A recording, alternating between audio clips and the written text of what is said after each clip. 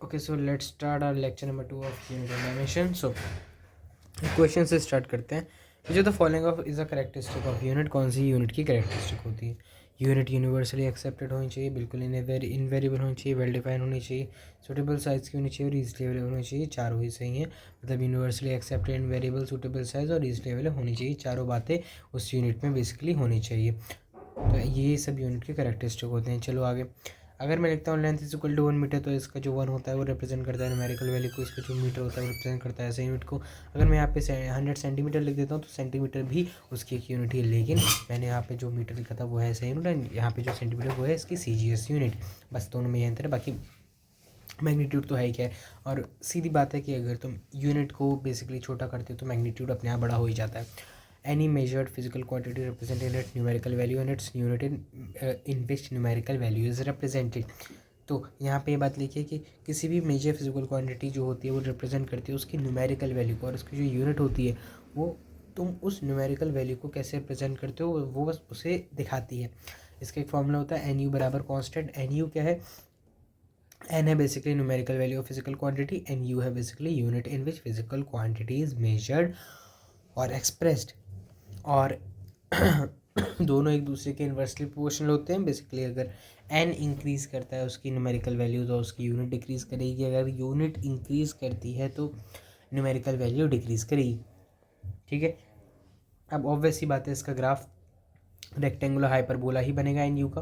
देख लो, ये सर बात ठीक है। क्या हम N1U1 बराबर N2U2 लिख सकते हैं? बिल्कुल लिख सकते हो, और क्योंकि NU कॉन्स्टेंट है तो बिल्कुल लिख सकते हो N1U1 is equal to N2U2।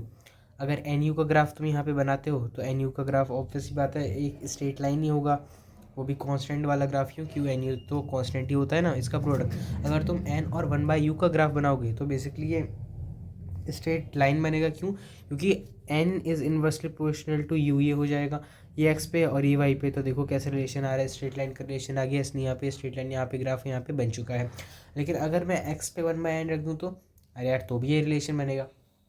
बात तो सही है कि कान तुम सीधा पकड़ो चाहे कान उल्टी तरीके से पकड़ो, वो तुम पकड़ तो उसी कान को रहे हो ना। तो बेसिकली कुछ वैसी बातें करी इन दोनों ग्राफ्स में। ठीक है, अब एक क्वेश्चन है, if area of object is 5 metre square then find its value in CGS unit. अब ऐसे सवाल है कि एरिया तो तुम्हें ऐसा दे दिया कि 5 मीटर स्क्वायर है, अब इसका CGS यूनिट में क्या वैल्यू होगी वो बताओ। तो यहाँ पे अगर वो वैल्यू पूछ रहा है तो बिल्कुल तुम NU बराबर कॉन्स्टेंट, मतलब N1U1 इज इक्वल टू नूनू फार्मूला जो होता है हमारा N1U1 is equal to N2U2, वो बिल्कुल यूज़ करोगे। N1 रखो 5, U2 मीटर स्क्वायर, N2 ये तो निकालना ही है इसकी वैल्यू, और वो हमसे CGS में पूछ रहा है तो CGS में जो लेंथ की यूनिट होती है बेसिकली वो सेंटीमीटर रखते हैं हम। ठीक है, तो रख दो तुम सेंटीमीटर स्क्वायर, रख दिया सर हमने। अब इस मीटर को सेंटीमीटर में यहाँ पे सर ने कन्वर्ट कर लिया है। 1 मीटर में कितने सेंटीमीटर होता है सर? 10⁻²। 10⁻² का स्क्वायर करोगे तो 10⁻4 आंसर आ जाएगा। सेंटीमीटर स्क्वायर से सेंटीमीटर स्क्वायर कट हो गया, N2 बराबर आ गया 50,000, मतलब कि 5 metre square is equal to 50,000 centimetre square. ये लो कन्वर्ट हो गया तुम्हारा। ठीक है, चलो एक और question, convert 25 metres per second in CGS unit. 25 metre per second को अब CGS यूनिट में करो कन्वर्ट। ऐसे यहाँ पे तुम, ये सर ने यहाँ पे बता भी दिया है कि जैसे कि CGS यूनिट में पहली बार पता ही होना चाहिए कि कैसे कैसे करना है। देखो मीटर पर सेकेंड है, CGS में कहे वो तो सेंटीमीटर पर सेकंड में कन्वर्ट करने को कह रहा है। फोर्स जो होती है SI यूनिट में वो होती है kg metre per second square, और अगर वो CGS में बोले तो gram centimetre per second square. Energy, energy kg metre square per second square. ठीक है, क्योंकि हाँ तो kg metre square per second square, इसमें एक मीटर का फैक्टर भी आ जाएगा, एक लेंथ का फैक्टर आ जाता है बस फोर्स में, और कुछ नहीं, फोर्स इंटू डिस्टेंस। ठीक है, और अगर CGI में करोगे, CGS भी यूनिट में कन्वर्ट करोगे तो ग्राम, kg को ग्राम करना है बस में, और मीटर को सेंटीमीटर, बाकी तो सब सेम ही रहेगा ना। मास डेंसिटी kg पर मीटर क्यूब होता है SI में, और CGS में हो जाता है ग्राम पर सेंटीमीटर क्यूब। बस इसे तुम्हें याद तो रखना ही है। ठीक है, ठीक है ये बात। चलो अब दूसरा क्वेश्चन आता है, 1 न्यूटन को डाइन में कन्वर्ट करो। अब पता होना चाहिए कि डाइन है क्या। न्यूटन फोर्स की यूनिट है, डाइन भी फोर्स की यूनिट है, लेकिन न्यूटन ऐसा यूनिट है और फोर्स की, और डाइन सीजीएस यूनिट है फोर्स की। तो डाइन में तुम्हें कन्वर्ट करना है एक न्यूटन को, कैसे करोगे? तो फोर्स की यूनिट, मैंने अभी क्या बोला कि न्यूटन फोर्स की यूनिट है एसआई में, और फोर्स की यूनिट तो एसआई में KG metre per second square होती है। ये बात भी सही है यार, मतलब एक न्यूटन बराबर 1 KG metre per second square. हाँ, और तुमने अभी बोला कि डाइन सीजीएस में होता है फोर्स की यूनिट, तो फोर्स की यूनिट तो सीजीएस में ग्राम सेंटीमीटर पर सेकंड स्क्वायर होती है। बस इसमें ही कन्वर्ट करना है। अब तो देखो, अब बहुत आसान हो गया, अब बहुत आसान हो गया। न्यूनो फार्मूला क्यों यूज़ करो, N1 U1 N2 U2, N1 U1 KG metre per second square, N2 निकालना ही है, और U2 को रख दो gram centimetre per second square. Then KG को ग्राम में कन्वर्ट करो, मीटर को सेंटीमीटर में कन्वर्ट कर दो। तो 10⁻3 10⁻2 सेकंड सेकंड स्क्वायर कट गया, ग्राम ग्राम सेंटीमीटर जो करना है कट गया, फाइनल तुम्हारा N2 आ जाता है 10⁻5। 10⁻5 ये पहला मेथड है, मतलब कि ये तो नॉर्मल है बेसिकली। जैसे तुम अगर करते, अगर मैं कुछ देता कन्वर्ट करने को, मतलब जो क्वेश्चन आता है नॉर्मली जो लोग करते हैं कि 1 न्यूटन को ऐसे रखा फिर ये करा, है ना, तो ऐसे भी कर सकते हैं। लेकिन नूनू फार्मूला अच्छी जगह पे तुम यूज़ कर सकते हो अच्छे सवाल में। Convert values of 10 joule in CGS unit, basically अब यहाँ पे सीजीएस यूनिट में कन्वर्ट करने को बोला है सर ने, यहाँ पे नॉर्मल फॉर्मूले से ही डायरेक्ट कन्वर्ट कर दिए। तो देखो 10 जूल, जूल क्या है? एनर्जी की यूनिट। अच्छा, तो उसके सीजीएस में कन्वर्ट करना है, तो बेसिकली एनर्जी एसआई में कितना होता है भाई? एनर्जी एसआई में होता है KG metre square per second square, ठीक है, ये होता है। अच्छा, मतलब मुझे ऐसे सीजीएस में करना है, तुम्हें ये याद रखना है, मतलब कि तुम्हें ये जो ये जो फंडामेंटल यूनिट्स होती हैं बेसिकली, उसे याद करके रखना है कि किसी भी फिजिकल क्वांटिटी को उसके फंडामेंटल यूनिट्स में कैसे रिप्रेजेंट कर सकते हैं, है ना। बस अब खेल बहुत आसान हो गया। तुम केजी को ग्राम में करो 10⁻3 करके, मीटर को सेंटीमीटर में करो, अब तो बहुत आसान है गेम। और फाइनली इसका आंसर हमें याद करके रखना है, क्योंकि थोड़ा सा इंपॉर्टेंट होता है आगे चैप्टर्स में। 1 जूल बराबर 10⁻7 अर्ग या फिर ERG, इसके बराबर होता है। जूल 1 जूल ये ऐसा यूनिट हो गई, और अर्ग सीजीएस यूनिट, ठीक है। ये सर ये बात तो ठीक है। चलो next question, if unit of length becomes double then ऐसा unit of length then area 5 metre square and new unit will be. अब क्या बोला इसने, ये कह रहा है कि अगर मैं लेंथ की यूनिट को क्या हो, अगर मैं लेंथ की यूनिट को डबल कर दूं, उसकी जो नॉर्मल एसआई यूनिट है लेंथ की उससे डबल कर दूं। अच्छा, लेंथ को डबल कर दूं, हाँ, तो नई यूनिट में मैं 5 मीटर स्क्वायर को ही कैसे रिप्रेजेंट करूंगा, बेसिकली ये क्वेश्चन है हमारा। मतलब तुम ये कहना चाह रहे हो कि यार तुमने कोई नई यूनिट बनाई 1 मीटर डैश, वो 2 मीटर के बराबर है, हाँ, ये हम कहना चाह रहे हैं। तो 5 मीटर स्क्वायर को कैसे रिप्रेजेंट करोगे बेसिकली उसमें, हाँ यही सवाल है। मतलब कि नॉर्मल वाला जो हमारा 1 मीटर है वो नई वाली यूनिट का आधा हो जाएगा, हाँ। अरे यार ये तो बहुत सिंपल है यार, मतलब कि फिर तो ऐसे हमारा आंसर तो जैसे कि 5/2, क्योंकि वैसी बात है मीटर स्क्वायर था, 1 मीटर डैश, जैसे कि नॉर्मल देखो 5 मीटर स्क्वायर था, 1 मीटर मीटर डैश बाय 2 के बराबर है। तो बस तुम्हें यहाँ पे मीटर डैश बाय 2 तो ही पुट करना है, तो ये हो जाएगा मीटर डैश का स्क्वायर बाय 4, मतलब कि लो नया यूनिट में आंसर आ गया 5 मीटर डैश का होल स्क्वायर डिवाइड बाय 4, ये आंसर है अपना। ऐसे सवाल करना है। चलो ये भी डन हो गया। If unit of length 10 metre and unit of mass is 5 kg and unit of time is 2 second, then find the value of 10 joule energy in new system of unit. तो क्या बोला है, बोल रहा है कि अब यूनिट लेंथ की 10 मीटर है और मास की यूनिट है 5 किलो और टाइम की यूनिट अब 2 सेकेंड है। तो अब मुझे तुम 10 जूल एनर्जी को नए सिस्टम ऑफ यूनिट में कन्वर्ट करके बताओ। अब कोई दिक्कत की बात नहीं यार, सिंपल है। एक बात बताओ, जूल को लिखते कैसे हो, एक जूल को, एनर्जी को सर ऐसे सिस्टम में हम कुछ ऐसे लिखते हैं कि KG metre square per second square. कैसे मैं ऐसे ही लिखा, बिल्कुल सही लिखा है, KG metre square per second square. इन्होंने बोल दिया कि लेंथ 10 मीटर हो चुकी है, लेंथ 10 मीटर हो चुकी है।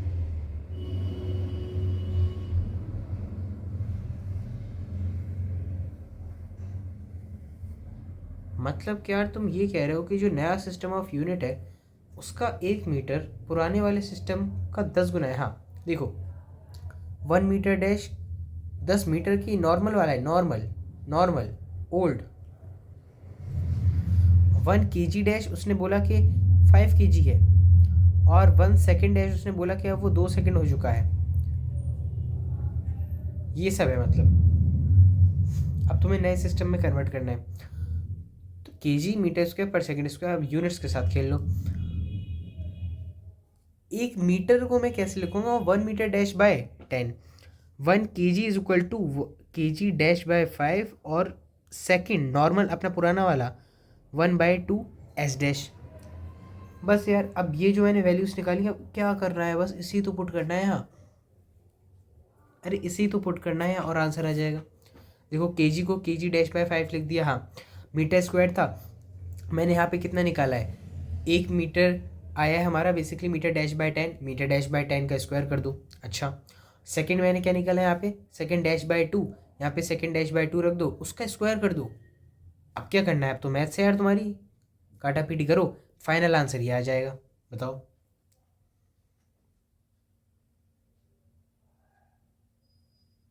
इतना सिंपल है।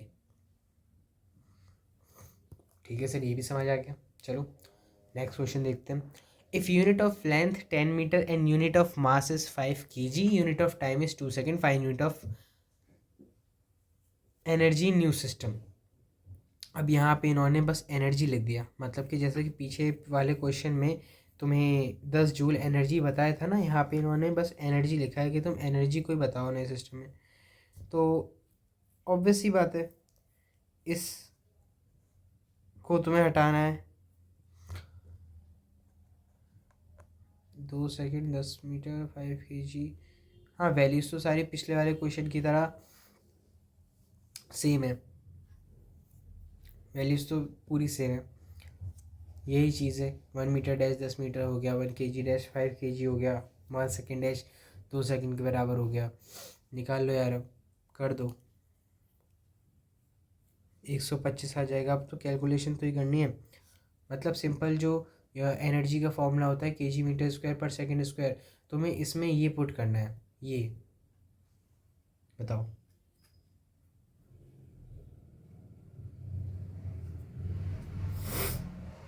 चलो आगे चलते हैं। If unit of length in new system is 2 metre and unit of mass is 10 KG and unit of time 4 second, then find value of 15 newton force in new system. Similar question जो अभी हमने पीछे करा, जैसे energy वाला था, Newton को कैसे लिखते हो एसआई सिस्टम में, फोर्स को कैसे लिखते हो एसआई सिस्टम में, सर हम तो लिखते हैं KG metre per second square, उसे लिख दो। क्वेश्चन में जो बोला है, क्वेश्चन में क्या बोला है, न्यू सिस्टम में 2 मीटर हो गई, मतलब कि 1 मीटर डैश बराबर 2 मीटर, 10 केजी हो गई, मतलब कि 1 केजी डैश बराबर 10 केजी, 4 सेकेंड 1 सेकेंड डैश बराबर 4 सेकेंड। भाई अब इसे ही तो पुट करना है, normal 1 metre is equal to 1 metre dash by 2, 1 KG is equal to KG dash by 10, second is equal to second dash by 4, यही तो पुट करना है यहाँ पर।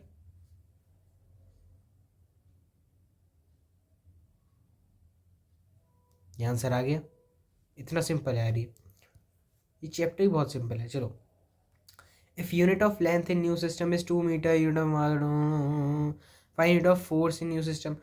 कभी वो तुमसे कोई वैल्यू दे देता है, कभी वो तुमसे कहता है यूनिट ऑफ फोर्स ही बताओ नए सिस्टम में, है ना, ये सब लिख सकता है वो। तो यार कितना सिंपल है यार ये। मत लगाओ यहाँ 15, यहाँ कुछ नहीं पुट करना है, तो डायरेक्ट वैल्यू वैल्यू पुट करनी है अब इस क्वेश्चन में।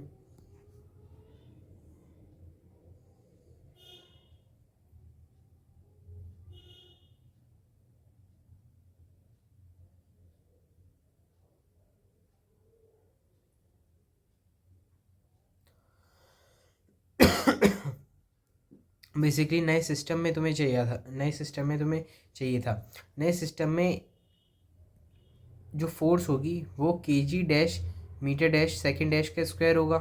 बेसिकली इन दोनों में क्वेश्चन में क्या डिफरेंस है वो बता देता हूँ मैं। जैसे कि अगर वो नया सिस्टम में फोर्स की यूनिट पूछा है, मतलब कि तुम्हें पुराने सिस्टम से कंपेयर करना है उसे, तो सिंपल केजी डैश में पुराना वाला यूनिट पुट करो, मीटर डैश में पुराना वाला यूनिट पुट करो, सेकंड डैश में पुराना वाला यूनिट पुट करो।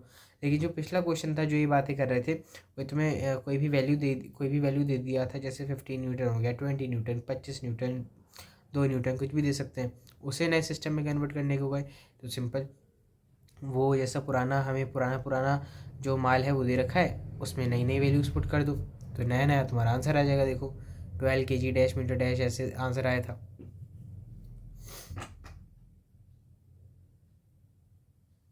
है ना, ये 1 आएगा। ठीक है, बस कंपेयर करना है ना, अगर वो नया सिस्टम बोल रहा है कंपेयर करना है, मतलब कि तुम्हें लास्ट में पुरानी वाली जो यूनिट्स है वो यहाँ पे लेके आनी है। बेसिकली वो नए सिस्टम में बोल रहा है तो पुराने वाले सिस्टम से कंपेयर करने के लिए ऑब्वियस सी बात है तुम यहाँ पे पुराना वाला सिस्टम तो ही लिखोगे, तभी तो यहाँ पे तुम लास्ट में ये जो न्यूटन तुम डाल रहे हो, ये जो न्यूटन में तुम आंसर लेके आए हो, ये कैसे लेके आए हो, क्योंकि तुमने पुरानी वाली यूनिट लिख दी थी। पुरानी मतलब KG metre per second square. चलो, in new system of unit length is x meter and mass is y kg, then value of density 5 kg per meter cube in new system will be। तो अब density देख लेते हैं। इसने length को x बोल दिया, मतलब कि ये कहना चाह रहा है कि 1 मीटर डैश जो नया वाला है वो x मीटर हो गया, है ना, और मास हो गया y kg, मतलब कि मीटर डैश हो गया एक 1 kg डैश बराबर हो चुका है y kg। हाँ, पुरानी वाली अपनी 5 kg मीटर क्यूब है। अब तुम्हें इसे ही पुट करना है, मतलब कि जैसे 1 metre basically metre dash by X हो जाएगा, और 1 kg इज इक्वल टू के जी डैश बाय वाई हो जाएगा। इन दोनों की दोनों वैल्यूज़ को तुम्हें यहाँ पे पुट करना है। के जी को पुट कर दो के जी डैश बाय वाई, जैसे यहाँ पे देखो कर दिया, और मीटर को metre dash by X, metre dash by X का क्यूब करोगे, metre dash cube by X cube को ऊपर भेजो, बेसिकली कुछ ये आ जाएगा, यही 5x³ बाय वाई। मैथ्स तो ही करनी है अब, बाकी जो कंसेप्ट था वो एकदम क्लियर हो गया। चलो, in new system of unit length is x metre, mass is y kg, then unit of density in new system. बोल रहा है नए वाले सिस्टम में जो यूनिट है लेंथ की वो x मीटर हो चुकी है, मास की y। तो अब कह रहा है कि यूनिट ऑफ डेंसिटी बताओ, मतलब यहाँ पे अब कोई नंबर नहीं दिया, मतलब क्या वापस तुम्हें कंपेयर करना है, तो कंपेयर करने के लिए एक बार बताओ, डेंसिटी को नई वाली डेंसिटी लिखोगे या नहीं, जैसे कि के जी डैश बाय एक। चलो एक क्वेश्चन मैं यहाँ पे खुद करके बता देता हूँ। K G dash divide by metre cube, नई वाली मीटर डैश क्यूब, नई वाली लिख दी, हाँ नई वाली लिख दी सर। अब के जी डैश को तुम्हें कंपेयर करना है, जो कि हो जाएगा यहाँ पे बेसिकली वाई के जी, ये यही वाली वैल्यूज़ है, इसलिए इस वाले डब्बे को देखो, यही वाली वैल्यूज़ है वाई के जी, और मीटर डैश क्यूब बेसिकली यहाँ पे तुम्हारा एक मीटर डैश बराबर हो जाता है एक्स मीटर के, सो एक्स क्यूब मीटर क्यूब, ये हो गया। अब पुरानी वाली क्या थी, पुरानी वाली थी सर के जी मीटर क्यूब, मतलब कि क्या तुम इसे ऐसे लिख सकते हो वाई बाय एक्स क्यूब, और ऐसे थोड़ा ब्रैकेट डाल दो, क्योंकि हम इसके लिए कुछ अलग से तो नंबर लिख नहीं सकते, जैसे कि एटलीस्ट हम फोर्स में 1 न्यूटन इज इक्वल टू के जी मीटर पर सेकेंड स्क्वायर लिख सकते हैं, लेकिन आखिर इसके लिए कोई नंबर थोड़ी है। चलो ये भी समझ में आ गया। Mass of object is 10 kg moving with velocity 4 metre per second, find its momentum in SI unit and CGS unit. Basically तो क्या कह रहा है यहाँ पे अब मोमेंटम पता करो, जब उसका मास हो गया वो 10 kg हो चुका है। क्या मतलब, मैं क्या कहना चाह रहा हूँ, basically 1 kg dash is equal to 10 kg and velocity 4 metre per second हो चुकी है।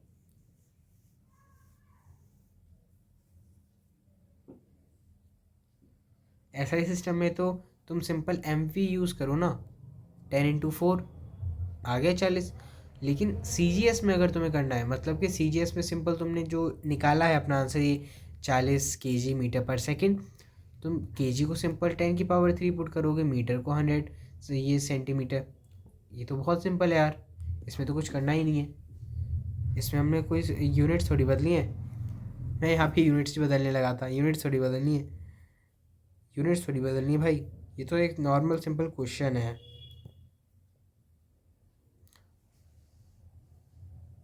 यहाँ पे काइनेटिक एनर्जी पूछ ली, K = ½ mv²।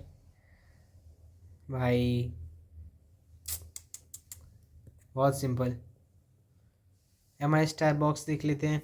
ऐसा ही वैल्यू दिया हो सी जी एस या न्यू सिस्टम ऑफ यूनिट में वैल्यू पूछे, ऐसे वैल्यू में वैल्यू जो दिया है लिखो, देन ऐसे यूनिट को न्यू में कन्वर्ट करो। बेसिकली यहाँ पे सर यही बताना चाह रहे हैं, अगर तुम्हें ऐसा यूनिट में वो वैल्यू दी है और सी जी एस में वो कन्वर्ट करने को कह रहा है या फिर नए सिस्टम में कन्वर्ट करने को कह रहा है उस यूनिट को, तो सिंपल ऐसा यूनिट में जो वैल्यू दी है उसे लिखो और उसे न्यू यूनिट में कन्वर्ट कर दो, सिंपल। और क्या करना है। किसी फिजिकल क्वांटिटी का न्यू सिस्टम में यूनिट पूछे, फिजिकल क्वांटिटी का न्यू सिस्टम में यूनिट पूछे, तो उसे फिजिकल क्वांटिटी को न्यू सिस्टम में यूनिट लिखो और उसको ऐसा यूनिट में कन्वर्ट कर दो।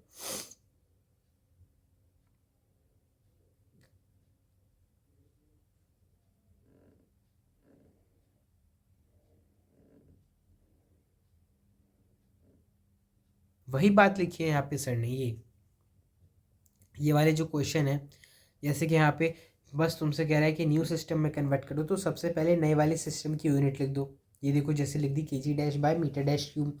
अब उसे एसआई में कन्वर्ट करने की कोशिश करो, अब उसे नॉर्मल एसआई सिस्टम में कन्वर्ट करने की कोशिश करो। अच्छा। और अगर कोई यूनिट तुमसे जैसे कि वैल्यू दे दी है, जैसे कि 5 न्यूटन 10 न्यूटन दे दिया, उसमें नए सिस्टम में वो कन्वर्ट करने को कह रहा है, तो सिंपल उसे एसआई में लिखो, फिर एसआई से उसे जो नए सिस्टम में उसने हमें बोला है उसमें कन्वर्ट करो। तो ये थोड़ा सा, ये जो दो टाइप के सवाल होते हैं ऐसे बनते हैं, इन्हें ऐसे करना होता है। डायमेंशन, अब हम चलते हैं अपने नेक्स्ट पढ़ाओ पर। डायमेंशन, एरिया का डायमेंशन बताओ। भाई बहुत सिंपल है, मीटर स्क्वायर होता है, L2 लिख दो। वॉल्यूम L3 लिख दो, metre cube. Velocity LT-1 metre per second. Acceleration metre per second square क्या लिख दोगे, एम, सॉरी एम क्यू बोल रहा हूँ मैं, LT-2, क्योंकि मीटर L हो गया और टाइम का होता है सेकेंड, तो बस टी लिख दो वहाँ पे, LT-2। फोर्स का MLT-2, एनर्जी का ML2T-2, पावर का ML2T-3, मोमेंटम का MV से MLT-1, इम्पल्स का, ये तो चेंज इन मोमेंटम होता है, मतलब ये भी मोमेंटम के बराबर ही होगा, MLT-1। ठीक है सर जी। तो सबसे इम्पोर्टेंट बताऊँ इनमें से, सबसे ज़्यादा इम्पोर्टेंट, मतलब कि जैसे अगर तुम याद रख लोगे तो तुम्हें फ़ायदा ही फ़ायदा होगा, फोर्स का MLT-2, फोर्स का बहुत इंपॉर्टेंट है, ऐसे याद रखना, एकदम टिप्स पे होना चाहिए। और एनर्जी का ML2T-2, अगर तुमने एनर्जी का याद कर लिया, तुमने साथ के साथ ना, पता है, वर्क का भी याद लिखिए। यहाँ पे लिखा नहीं है लेकिन वर्क का भी सेम रहता है, वर्क का भी सेम रहता है। और जितनी भी टाइप की एनर्जीज होती है बेसिकली, और हाँ, टॉर्क, ठीक है, टॉर्क का भी सेम रहता है। मतलब अगर तुम एनर्जी का याद कर ले तो तुमने वर्क का याद कर लिया, तुमने टॉर्क का याद कर लिया। और अगर मैं शायद कुछ भूल रहा हूँ तो मे बी MLT-2, हाँ ठीक है, ठीक है, ये हो गया।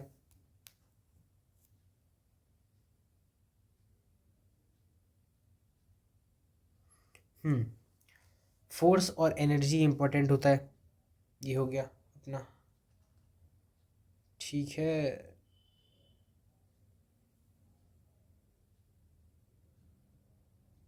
टॉर्क आर क्रॉस एफ होता है ना, आई यही यही यही या ओप्स, प्रेशर होता है, मैं मिक्स क्यों कर रहा हूँ, सॉरी, वर्क के बराबर होता है एनर्जी का वर्क, टॉर्क और प्रेशर का कॉम्बिनेशन बनता है सेम का, मैंने मिक्स कर दिया। तो एनर्जी का और वर्क का सेम रहता है बेसिकली।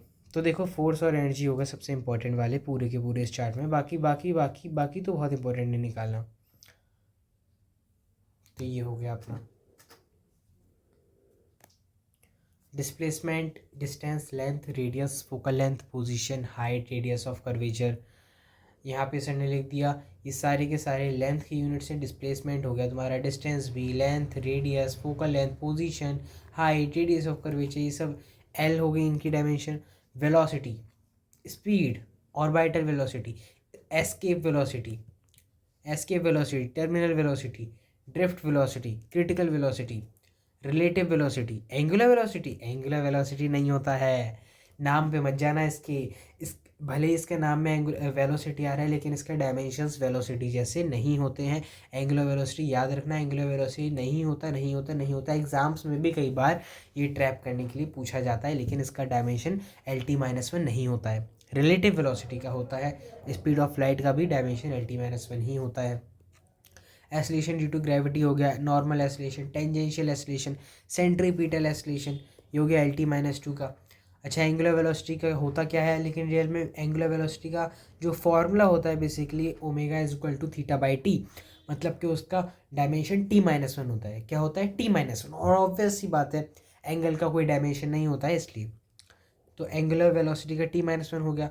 एंगुलर एसेलरेशन का भी डायमेंशन एसेलेशन के जैसा नहीं होता है, वो होता है T-2। एंगुलर एसेलेशन का फॉर्मूला होता है ω/t, तो ये तुम करोगे तो T-1/t, सो T-2 आता है। मतलब ये मत समझना कि एंगुलर एसेलेशन का डायमेंशन बेसिकली LT-2 होता है या फिर एंगुलर वेलोसिटी का डायमेंशन LT-1 होता है। ये हो गया अपना। चलो, kinetic energy, potential energy, heat energy, mechanical energy, gravitational potential energy, magnetic energy, elastic potential, spring potential energy, इन सबके डायमेंशन एक नॉर्मल एनर्जी जैसे डायमेंशन होते हैं। देखो एनर्जी का डायमेंशन भी याद करना कितना इंपॉर्टेंट है। mL/T-2 हो गया, ठीक है। चलो हो गया ना, लेक्चर ख़त्म।